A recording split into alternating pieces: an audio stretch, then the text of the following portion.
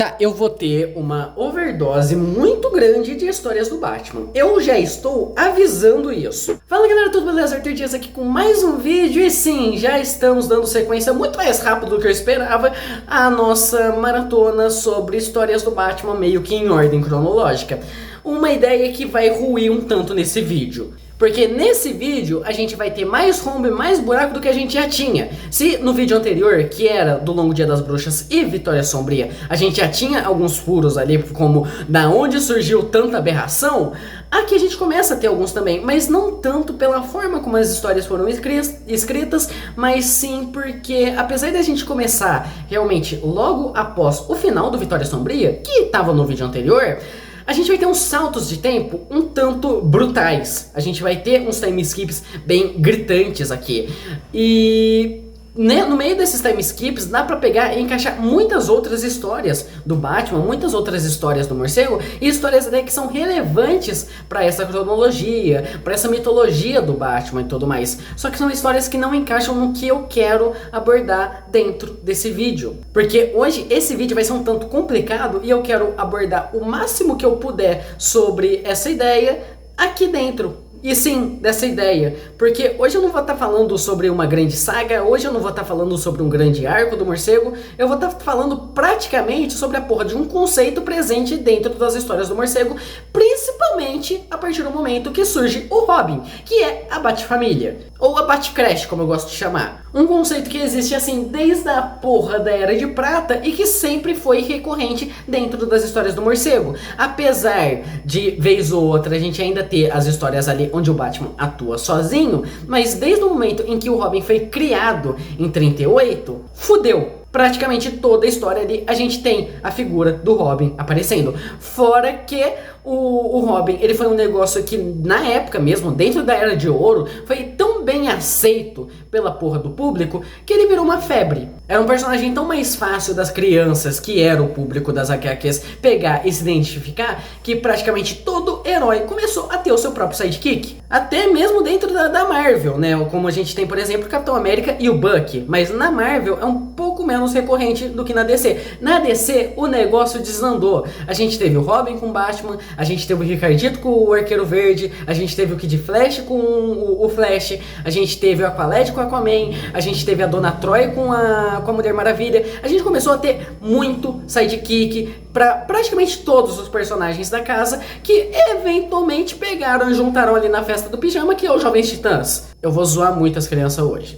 Só que a questão é, o Batman, ele é um que sai do controle. Ele e o Flash, porque parece que eles começam a adotar qualquer filho da puta que aparece na frente deles. Na Era de Ouro e na Era de Prata mesmo, a gente já tem muito personagem. A gente tem Batgirl, acho que a gente tem duas Batgirl, a gente tem dois Robin, a gente tem Batwoman. Então tipo, a gente começa a ter muito personagem que vai compondo essa porra dessa Batfamília. E apesar de que depois do Crise nas Infinitas Terras, né, depois que a gente teve o pós-crise, alguns desses personagens foram bem deixados de lado, começaram a se tornar bem menos recorrente, ou foram reapresentados, né, com novas origens eventualmente. Sempre foi um negócio muito amplo e que mesmo após o pós-crise começou a se expandir cada vez mais, começou a surgir cada vez mais personagens. E é um negócio assim inviável eu pegar e falar sobre a origem de todos os membros da Bat-família, mas tem um ponto que dá pra pegar e abordar meio que no geral, que é graças a dois roteiristas, né, que é o Scott Beatty e o Chuck Dixon. Porque esses dois, logo após o Vitória Sombria, eles começam a fazer dentro da DC minisséries relacionadas a personagens da Bat-família, que inclusive traz novas origens para esses personagens que começam a compor essa abordagem dentro das HQs do morcego. Então é quase um Bat-família no 1, essas minisséries que eu vou abordar hoje aqui no canal, que são elas Robin ano 1, Batgirl ano 1 e Asa Noturna ano 1. Sim, 3 histórias em um só vídeo. Eu acho que esse é o nosso recorde e a gente não vai passar disso por muito tempo.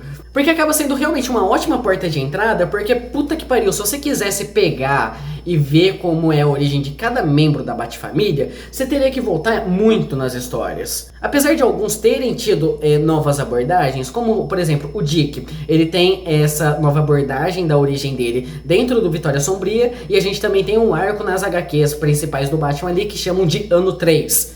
né, que também retratam essa origem do Dick, para você não ter que voltar ali na história de 38. Outros a gente até tem origens dentro do pós-crise, mas são uns negócios um pouco mais conturbados, que você fica ping-pong nas histórias ali para ver mais ou menos como surgiu. Então é realmente um negócio complicado de pegar e abordar, mas que facilita muito graças a essas 3 histórias. Claro, a gente não vai abordar todo mundo da Bat-Família, como eu disse, até porque alguns personagens que cronologicamente surgem depois,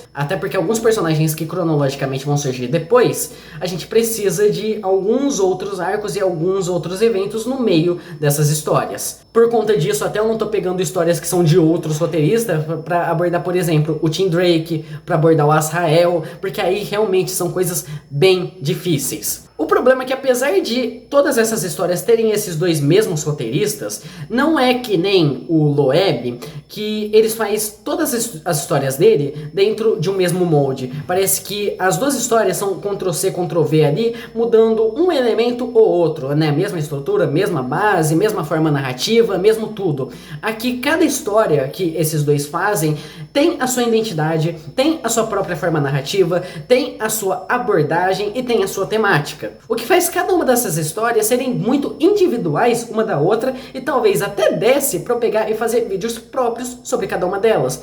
Só que por que eu tô pegando e colocando tudo dentro do mesmo pacote? Porque são histórias simples, são histórias extremamente básicas, são histórias que você não precisa ler com tanto comprometimento, você não precisa ler com tanta garra, por mais que são histórias muito boas. Então sim, a gente vai ter praticamente uma etapa relacionada a cada uma dessas HQs, tanto que você pode ver até separado, você pode ver o vídeo parcelado, né? Opa, vou ver a parte do Robin, vou ver a parte da Batgirl, depois vou ver a parte da Asa Noturna. Mas são coisas tão simples que eu não acho que valeria a pena eu fazer um vídeo, sei lá, 10, 15 minutos para cada um deles. Começando por Robin Ano 1, que eu acho que das 3 histórias que eu vou pegar e abordar no vídeo de hoje, ela é a mais diferente, ela é a que mais tem características um pouco próprias, mas eu também acho ela a melhor das 3 histórias. Eu acho que ela é a que mais tem qualidades, ela é a que mais tem pontos interessantes de se destacar, ela é a que mais tem pontos interessantes de se comentar sobre, principalmente porque ela é a história que realmente mostra quem é o Dick Grayson, quem é o ajudante do Batman, quem é o Robin de verdade, algo que Vitória Sombria não conseguiu fazer. E é importante eu pegar e realmente ressaltar essa questão do Vitória Sombria, porque a questão que faz essa história ser bem diferente das demais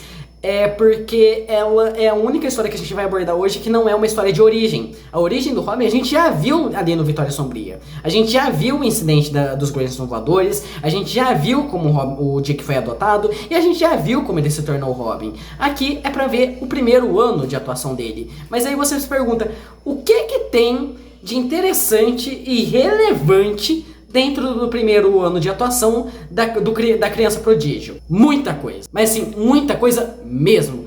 Principalmente a dinâmica do Batman com o Robin e a forma como outros personagens enxergam isso. Isso vale tanto para aliados quanto para inimigos. E como essa visão que os outros vão tendo, às vezes até faz a relação dos 2 personagens pegar e oscilar de um extremo para outro. Isso é uma coisa que eu vou destacar bastante, né? Como a história consegue mudar bastante a abordagem dela no decorrer das páginas. Consegue passar de algo que às vezes se assemelha até a histórias da Era de Prata para se tornar algo mais tradicional do que a gente estava vendo do morcego naquela época. Não só do morcego, mas também dos outros personagens da Bat-Família. E muito disso é por conta do Jack Dixon, que eu acho que é um roteirista que entende bastante sobre essa questão de Bat-Família, entende bastante sobre o personagem do Dick Grayson, entende bastante sobre essa questão de Robin também. Porque o Jack Dixon, na época que ele escreveu essa HQ, ele era o roteirista tanto da mensal do Robin, quanto da mensal do Asa Noturna. Então é um cara que realmente tem tato para fazer esse tipo de história. E também dá para destacar muito a questão da arte, né, que é do artista Javier Pulido. Eu não faço ideia se eu pronunciei certo, mas é interessante também pegar e destacar o artista agora, porque em cada história que a gente for abordar hoje, o artista ele vai mudar. Então essa questão artística mesmo, essa questão visual, realmente vai se alterar entre uma história e outra. E pelo menos a de Robin Ano 1 conversa demais com a HQ, porque esse artista, né, ele consegue pegar e fazer desenhos, fazer quadros que conseguem mesclar muito bem essa questão, né, de algo semelhante à Era de Prata com algo mais tradicional do Batman que a gente estava vendo na época. Ele traz um traço que ele é meio cartoonizado, ele tem contornos muito fortes, a saturação dos desenhos dele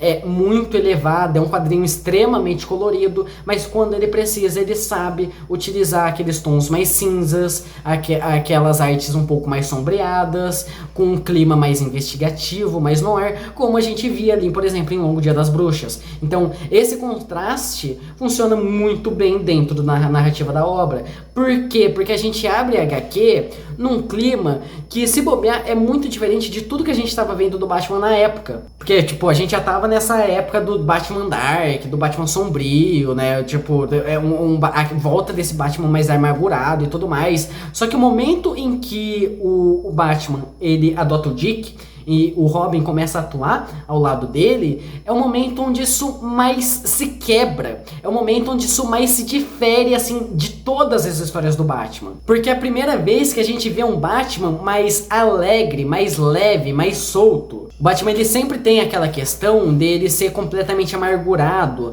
né, dele ser assombrado eternamente pela morte dos pais dele tá nessa luta contra o crime incansavelmente e não tira descanso, não tem momentos para risadas, não tem momentos para alegrias, não tem momentos para prazeres. Isso se quebra com o Dick. O momento que começa essa dupla dinâmica é um dos poucos pontos em que você vai ver um Batman realmente feliz. Isso é muito bem abordado, isso é muito bem retratado dentro dessa história. Dentro de uma abordagem que não vai se assemelhar às histórias atuais do morcego que estavam acontecendo na época, mas vai se assemelhar sim à Era de Prata e ao Batman 66, a série de TV, que é realmente esse ponto do Batman alegre, do Batman sorridente, do Batman brincalhão. Isso é um negócio que é realmente muito destacado dentro da história, principalmente por conta dos monólogos esses que aqui eu acho que realmente consegue ser meio que um charme dentro da HQ, porque como eu falei, aqui vai tratar esse impacto da figura do Robin na figura do Batman, mas também para outros personagens, e aí que entra os monólogos dessa história, em grande maioria, não são os pensamentos do Dick, não são os pensamentos do Bruce, né? Não é a forma como esses personagens estão vendo os acontecimentos, mas sim do Alfred.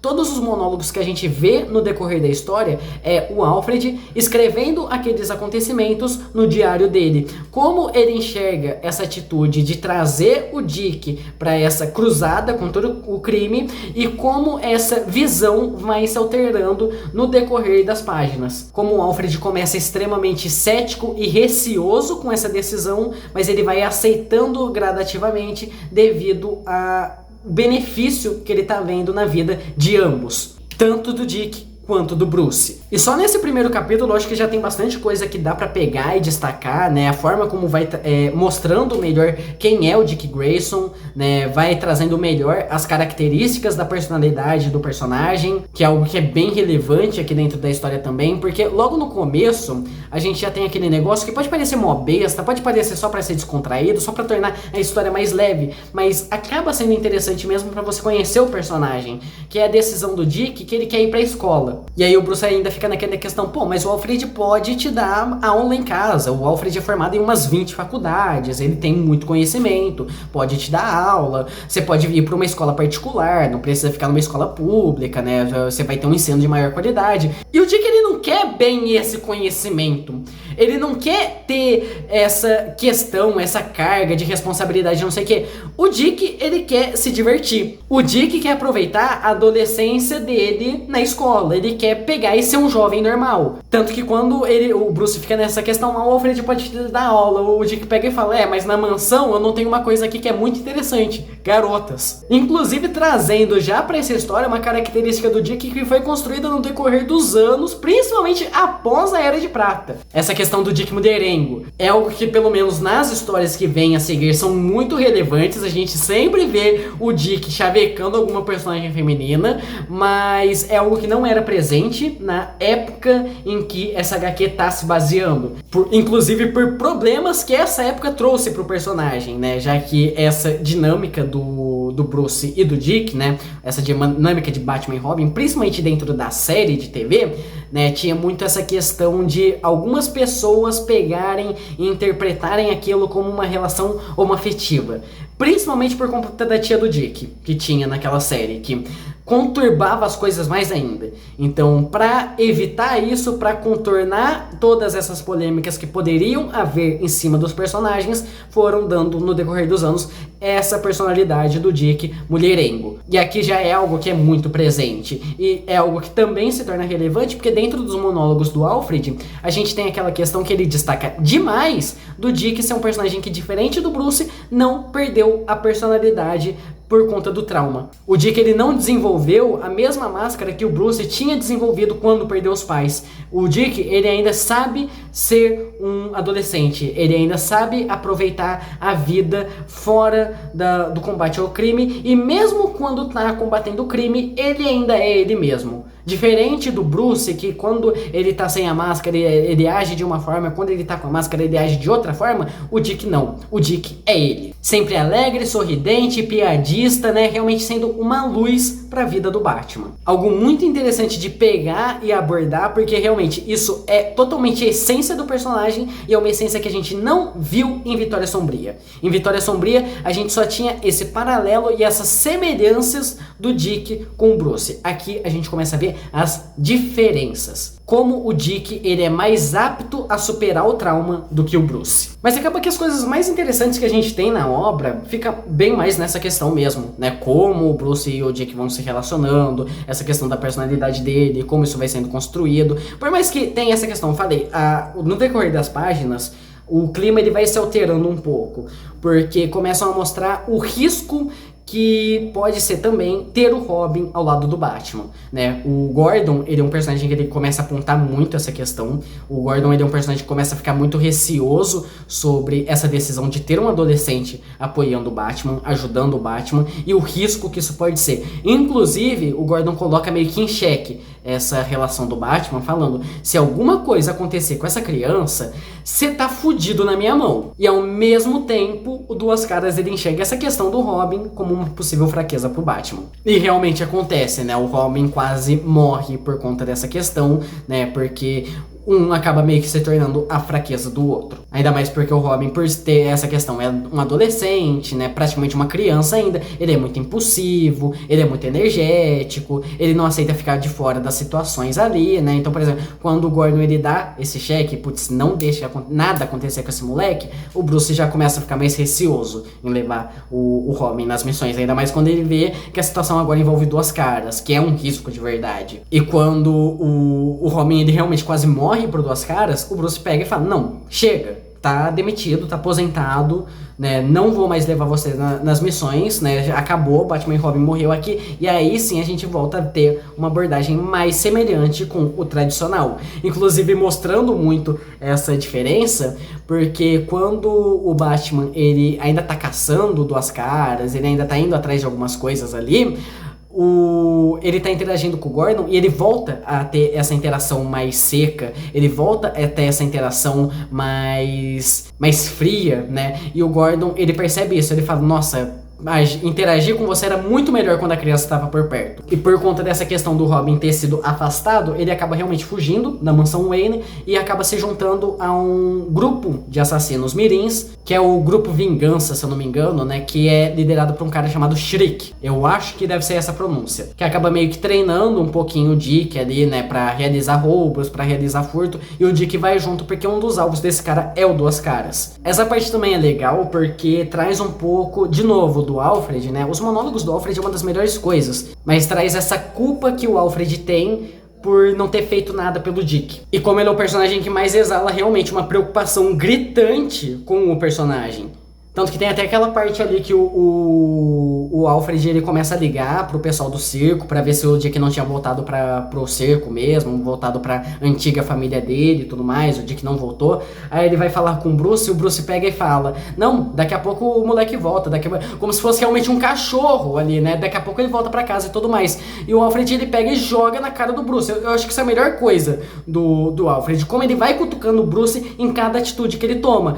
O Alfred pega e fala: ó, você deu esperança pra esse moleque, você deu um propósito pra ele e depois pisou completamente. Ele não tem razão nenhuma pra voltar pra casa. E aí é o momento que o Bruce realmente fala: puta puta que pariu, fiz merda. Isso é uma coisa que vai acontecendo a todo momento. Logo no capítulo 1 mesmo, tem a parte que o Robin pega, age sozinho, o Bruce vai dar um esporro ali, em como ele foi inconsequente e tudo mais, e ele começa a brigar com o Alfred. Ele fala, Alfred, você sabia disso? Você apoiou a isso? Você incentivou ele fazer isso? Aí o Alfred, ele começa nessa questão, apoiei sim. Se você vai brigar com o patrão Richard e comigo por ter salvado um monte de garotas indefesas que ia acontecer, Deus lá sabe o que com elas, então eu aceito muito bem a punição. E aí o Bruce até brinca, né, ali com o Alfred. Alfred, como é que se sente em sempre ter razão nas nossas discussões? Aí o Alfred, pode ser um fardo muito grande, senhor. É uma dinâmica que eu realmente acho muito maravilhosa dentro dessa HQ. É um negócio que me apetece muito. Mas enfim, acaba que vai desenrolando esses negócios do Dick ali na guilda de assassinos e tudo mais. Capturam o Duas Caras, o Dick até cogita matar ele por um momento, mas acaba desistindo.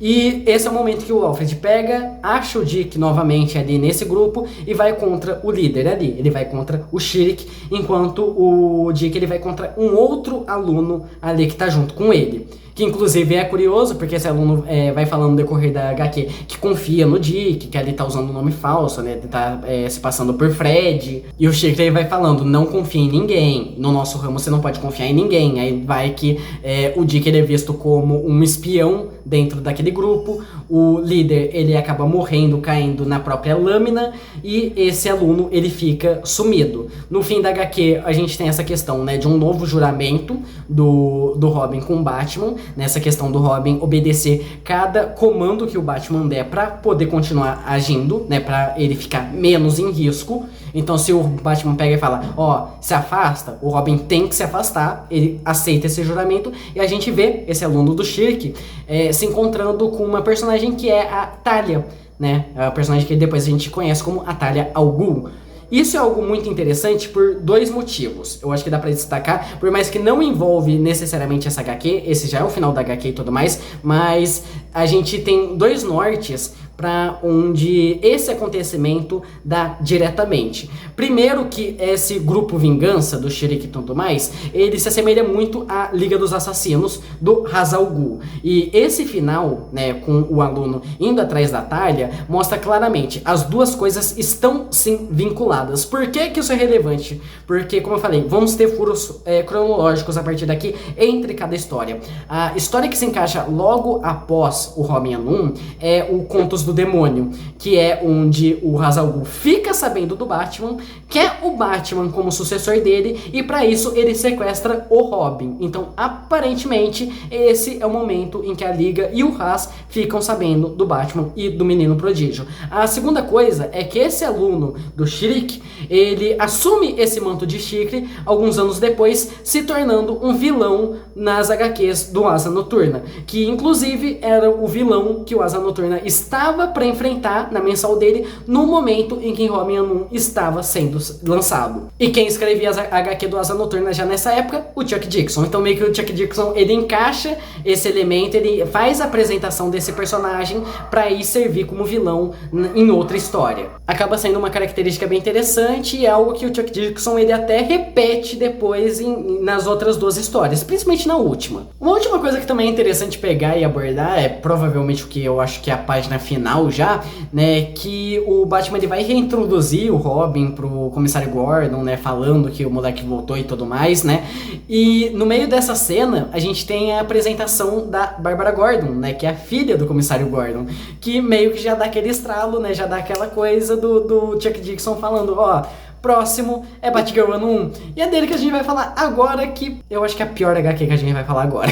Enquanto Robin Ano 1, eu acho que ele tem muita identidade, tem muita coisa ali que dá pra tirar, tem muita coisa que realmente é interessante, Batgirl Ano 1 é um grande foda-se. E acaba sendo uma HQ que fica muito mais por essa curiosidade pra ver qual que é a dessa personagem, pra conhecer a Bárbara Gordon, do que qualquer coisa, porque a Bárbara Gordon é uma personagem que ela é muito relevante dentro da Batfamília, mas acaba que a relevância dela, pelo menos ainda mais dentro da época em que essa HQ saiu, não é nem ela como Batgirl, até porque a Bárbara, pelo que eu vi, né, pelo que eu fui atrás, ela atua pouco como Batgirl Batgirl. Acabou que o destaque da Bárbara se tornou muito mais ser a Oráculo, por conta de um evento de uma HQ que a gente vai falar mais em breve do que eu gostaria. Então acaba que dentro da época em que essa HQ do Batgirl Ano 1 saiu, a Bárbara já não era mais a Batgirl. A gente tinha uma mensal sim da Batgirl que estava saindo nessa época, só que essa mensal da Batgirl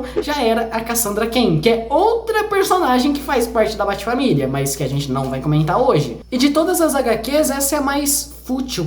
Ela é a que, assim, menos tem carisma, menos tem identidade, menos tem coisa. Apesar dela ser interessante porque é onde realmente pega e acontece um salto de tempo meio gritante, porque ali no Robin Ano 1 era realmente o primeiro ano de atuação do Robin, né? A gente viu um Robin ali que, sei lá, ainda tava no Fundamental 2, estourando o ensino médio. Tipo, eu chuto que o Robin naquele momento devia ter o quê? Uns 13 anos. É o que eu chuto, mais ou menos. E a Bárbara, né, pelo que aparentou ali no final da HQ do Robin, não parecia estar muito longe disso, né? A Bárbara e o Robin aparentam ter uma margem de idade bem semelhante um do outro. Não à toa, os dois são considerados um casal por muito tempo dentro das HQs. Algo que é até abordado um pouquinho dentro dessa história. O ponto é, dentro dessa HQ, a Bárbara já é formada na faculdade e tá tentando agora ingressar na polícia de Gotham, coisa que o pai dela tá sendo muito contra. Inclusive, eu acho que é até interessante pegar e falar essa questão, a Bárbara e o Jim, que é um negócio que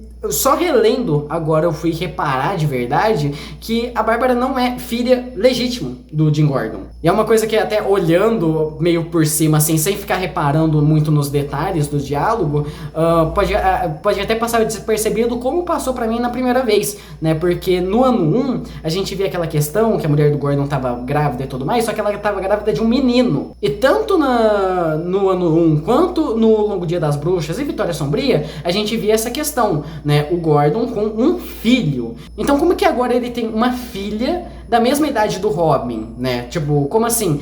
E se a gente pegar os detalhes ali nas histórias anteriores, a gente meio que quebra essa questão, né? Porque no Longo Dia das Bruxas, ele comenta em um certo momento que ele quer passar o feriado com a família, porque o irmão dele tá vindo junto com a sobrinha, e a sobrinha dele chama Bárbara. Já no Robin Ano 1, logo no primeiro caso que a gente tá tendo um monte de garota sendo sequestrada, o Gordon ele fala que fica muito preocupado, visto que agora ele tem uma filha, já que ele recebeu a guarda da filha do finado irmão dele. Ou seja, a Bárbara é, na verdade, sobrinha do Gordon. Só uma curiosidade mesmo, porque isso não tem muita relevância pra história não. Mas acaba que o decorrer da HQ é isso, é a Bárbara querendo agir como policial, ela querendo ser reconhecida, né? Não ficar só nesse negócio, ela é mulher, ela é frágil, ela não pode ir pra esse ramo, né? Até porque uma coisa que destacam muito, né? Sempre que ela tenta aprender arte marcial,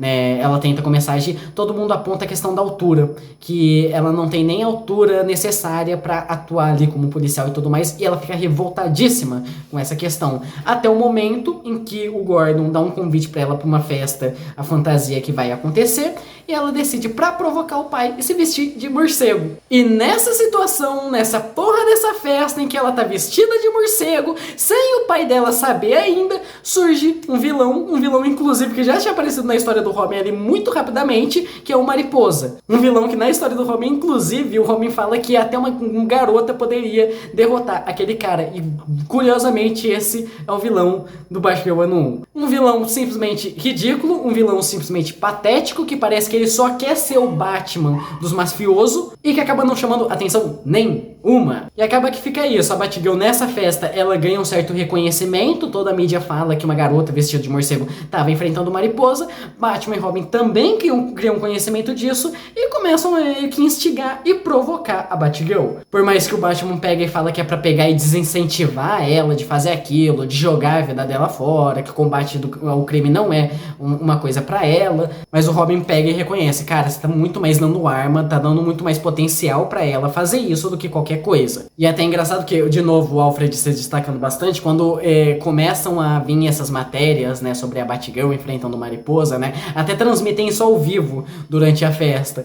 Aí o Bruce, ele liga pro Alfred e fala, Alfred, você tá, como é que tá a situação? A Alfred só fala, senhor, vamos precisar de uma caverna maior, tipo, você já sabe o que vai acontecer, já sabe que vai ter um novo membro do clube ali. Outra coisa interessante é que dentro dessas HQs, em cronologia que eu tô fazendo, essa é a primeira que realmente pega e meio que expande essa questão de outros heróis. É a que mais foge dessa questão de ficar só no Batman mesmo. Porque dentro dessa HQ a gente já vê a questão da Sociedade da Justiça. E um pouquinho da Liga também. Muito disso porque a Bárbara fala que a maior inspiração para ela combater o crime, né, é também o pai dela, né, que é o comissário de polícia e tudo mais, então serve muito como inspiração, mas não é bem o Batman que faz ela virar uma vigilante, mas sim a Canário Negro. A Canário Negro é a grande inspiração dela, e por conta disso tem até uma parte que ela vai até a sede da Sociedade da Justiça, ela briga com o Pantera, tem uma participação ali do Senhor Destino, né, quando ela conhece a Canário Negro, que tem uma parte que as duas agem juntas, a gente tem participação do Arqueiro Verde, então é uma HQ que fura um pouquinho a bolha, começa a abordar outros personagens, mas estão ali apenas como Camille, o que é meio triste, inclusive. Mas acaba ficando muito nisso, é a Batgirl atrás do Mariposa, que enquanto vai recebendo alguns leves treinamentos, algumas leves dicas ali do Robin específico, porque o Batman fica de cu doce, ele manda o Robin ali pra dar equipamento, pra dar treinamento e tudo mais, mas fala, ô Robin, fala que é por você, fala que eu não tô envolvido em nada disso, não tô sabendo dessa questão. Opa, a moto tem um GPS, eu sei exatamente onde ela tá, mas eu não tô sabendo que é a Batgirl, confia? Confia.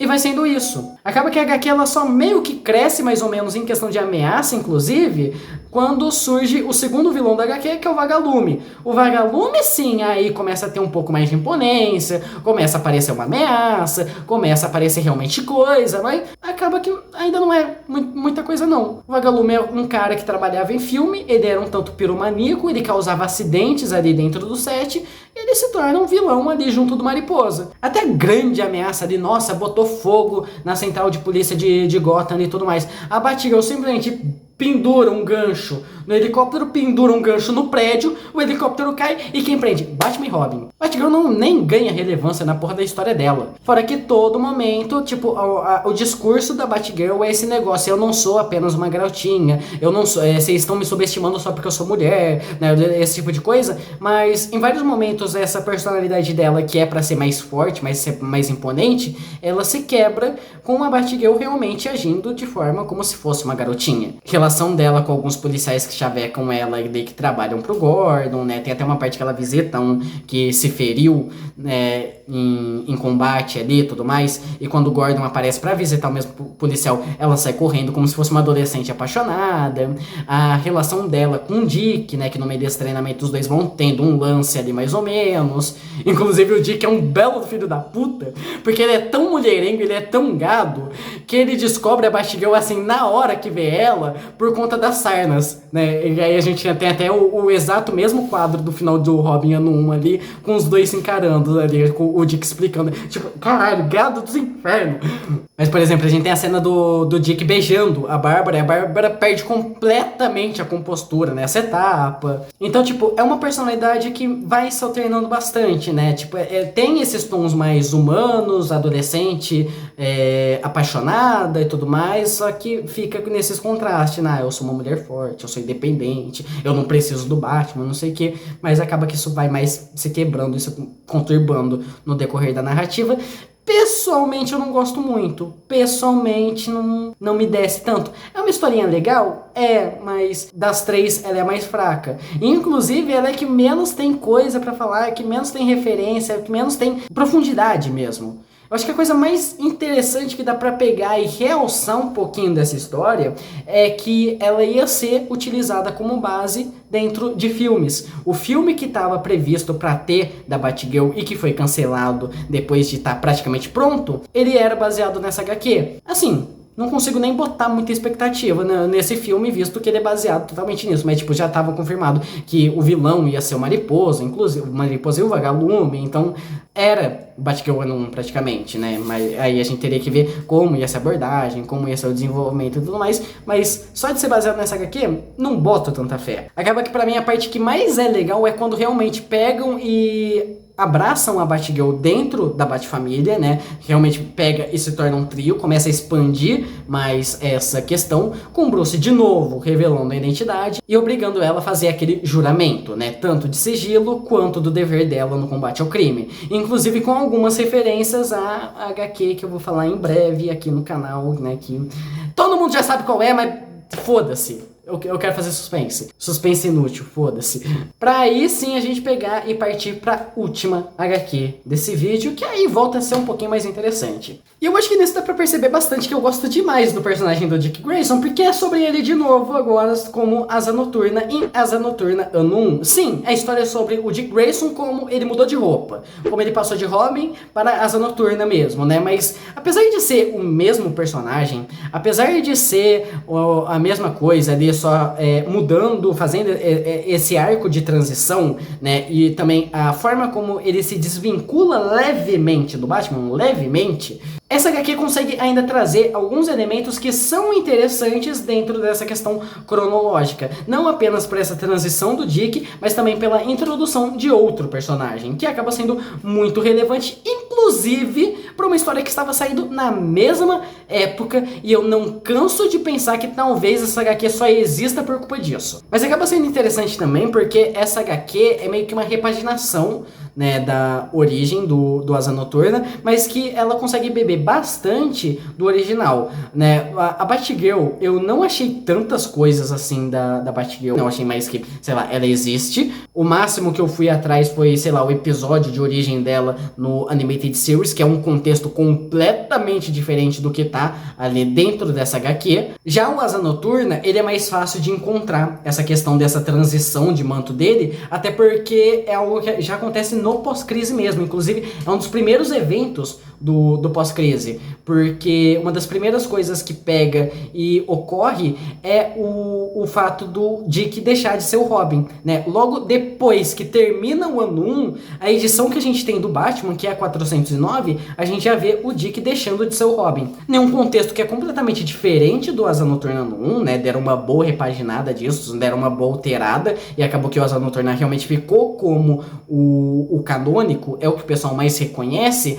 mas ainda tem muitos elementos dessa história antiga, principalmente por conta do momento onde realmente acontece essa transição. Não é nem nas HQs do Batman, mas sim nas HQs dos Titãs, em um dos arcos que é um dos mais famosos, que é o Contrato de Judas. É durante o Contrato de Judas que o Dick ele tem essa transição de manto, é o momento em que ele pega e assume isso de ser o Asa Noturna. Mas aqui dentro dessa HQ mudam o contexto do porquê que o Dick ele deixou de ser o Robin, e enquanto vai mostrando o processo para ele assumir essa nova identidade. Primeira questão do porquê que ele deixou de ser o Robin, né, que eu acho que é a maior diferença das duas coisas, porque no original do início do pós-crise ali, da Batman 409, né, o Dick ele só tinha quase sido morto pelo Coringa, né? O Coringa conseguiu jogar o Dick de um prédio, ele quase não conseguiu se agarrar, caiu do prédio e ficou gravemente ferido, inclusive com a mídia achando que o Robin morreu,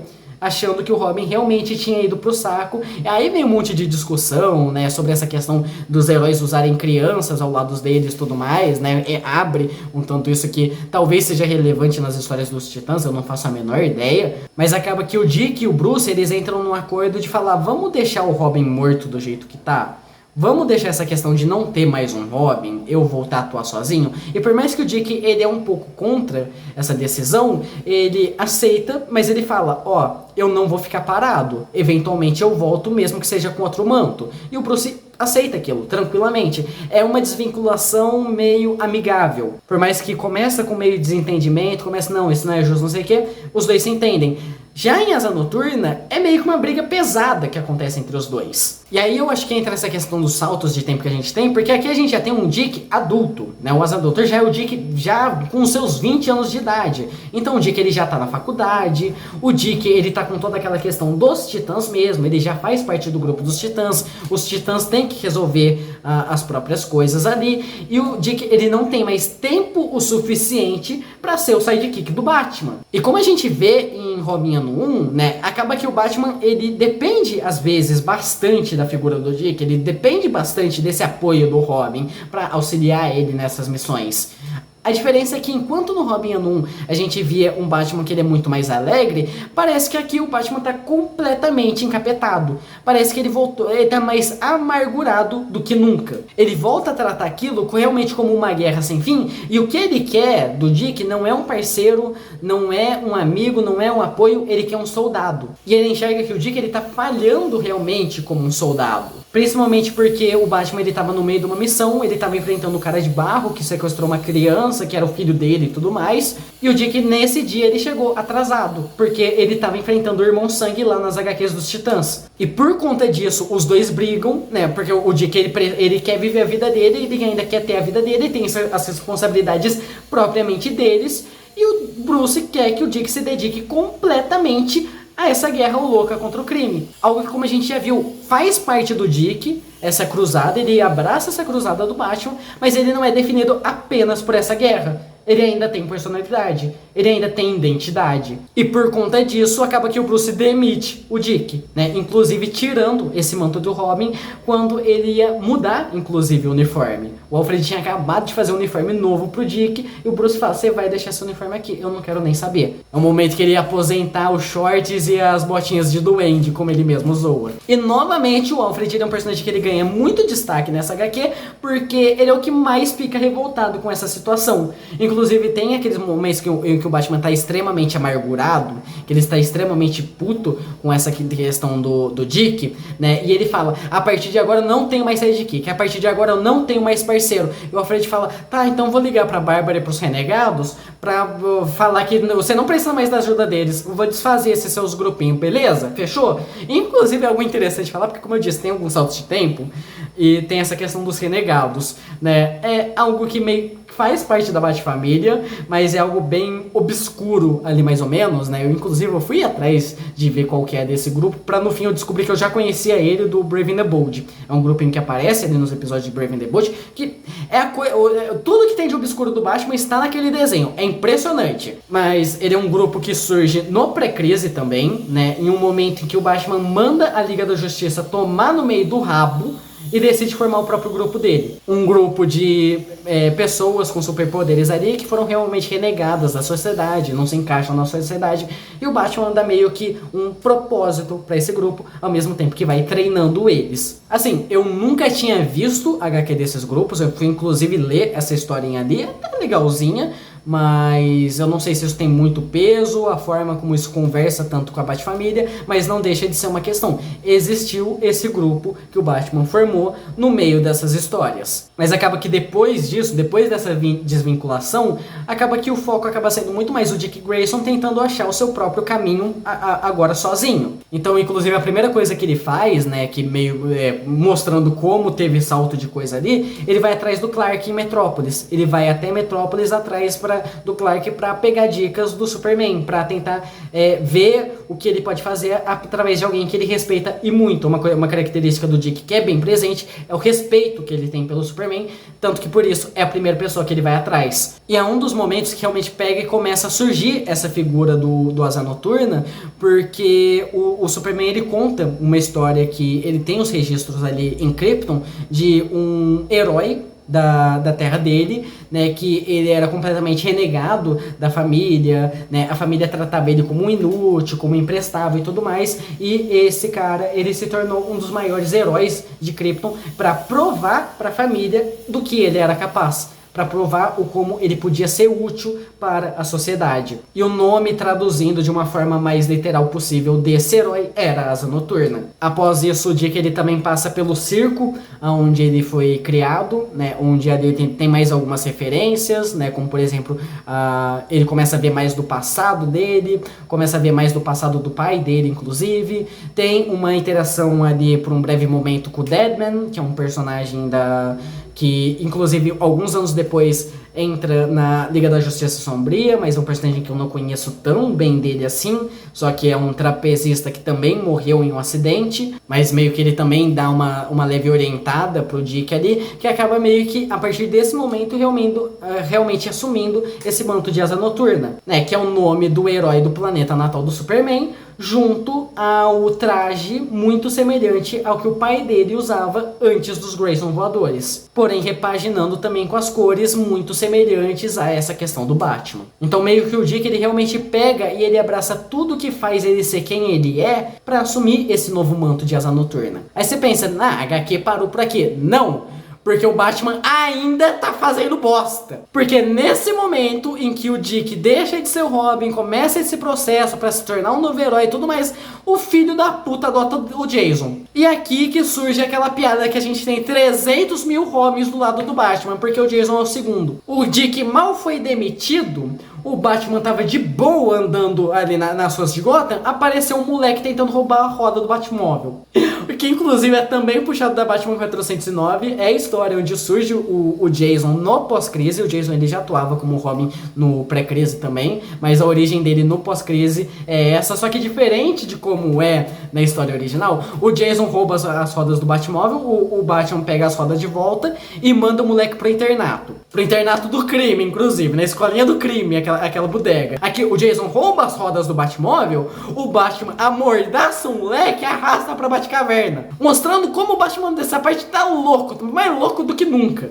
E realmente, ele nunca viu um moleque na vida dele, ele não sabe do que o moleque, ele só sabe, o moleque é ousado pra caralho, esse moleque é um filho da puta, vou treinar ele. E você fica muito com aquela questão, por que, gente? Ainda mais quando você vê realmente o Jason começando a atuar como Robin, que você vê a bucha que aquele moleque é. O Jason é um personagem assim insuportável, não à toa ele é o Robin menos querido pelo público.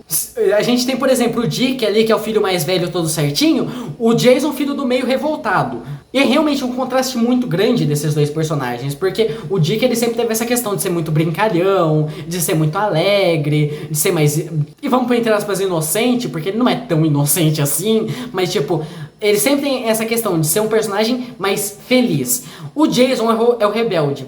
O Jason é agressivo. O Jason é o explosivo. Então é realmente um personagem que ele vem realmente pra meio que ser um oposto completo do Dick. É pra realmente você identificar, ó, esse Robin é um, esse Robin é outro. E aí a gente começa a ver também as interações desses dois personagens, porque tipo, o Dick, ele volta pra Gotham City depois de assumir o manto de Asa Noturna e começa meio que fazer o seu nome. Começa a provocar os vilões, começa a fazer os vilões começarem a temer ele também.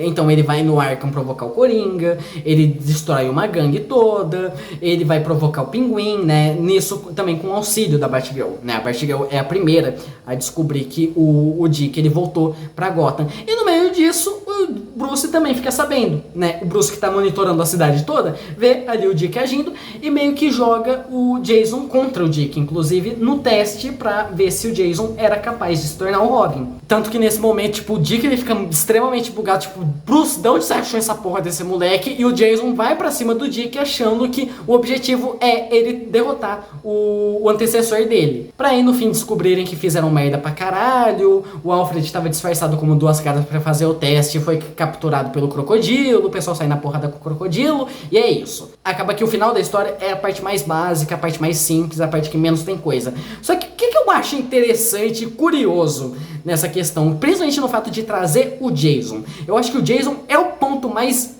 gritante assim da história, é o ponto que mais acaba sendo peculiar pegar e retomar esse personagem dentro da história, por mais que sim, ele surgiu nesse período em que o Dick tava fora, em que o Dick tava deixando de ser Robin. É uma transição muito rápida que acontece, né? O Dick mal deixa de ser Robin e o Jason já assume, inclusive na original, é na mesma edição que acontece as duas coisas. Mas por que eu acho isso peculiar? Porque quem conhece o básico de quadrinhos do Batman sabe que o Jason não teve o melhor dos destinos.